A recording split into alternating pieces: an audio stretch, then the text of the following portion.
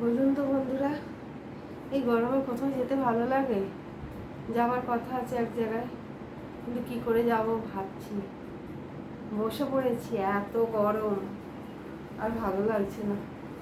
উফ, একটু আগে হাওয়া খেয়ে নিই, তারপর বেরিয়ে দেখছি কি করব। বেরোবো না বেরোবো নিয়ে চিন্তা করছি। শাড়ি তো পরে ফেলেছি, কিন্তু এত যে গরম হচ্ছে, রাস্তায় বেরোনাই মুশকিল। আপনারা এই গরমে রোদেতে কোথায় যান? কোথাও যেতে হয়? আমাকে তো যেতে হয় মাঝে মাঝেই।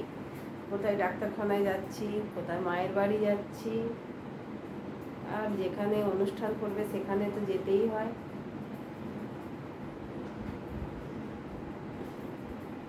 এই গরমে প্রত্যেক দিন এত জল খাওয়া হয়ে যাচ্ছে, যার জন্য ঠান্ডা। জল তো খাচ্ছি, তার সাথে তো ঠান্ডা জিনিস খেয়ে খেয়ে আর সর্দি চলে এসছে।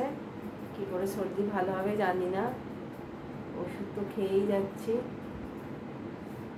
এত ঠান্ডা ছিল না, আর এখন ঠান্ডা লেগে লেগে যেন পুরো গা ফা ব্যথা হয়ে গেছে।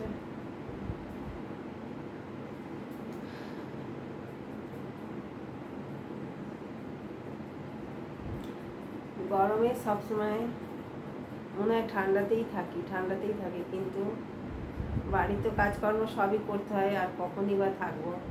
সকালে তাড়াতাড়ি উঠতে হবে, রান্না করা, ভগবানের জোগাড় করা, সব কিছু করতে করতেই আর গরম, কোনটা দিয়ে গরম কি ঠান্ডা কিছু বোঝা মুশকিল।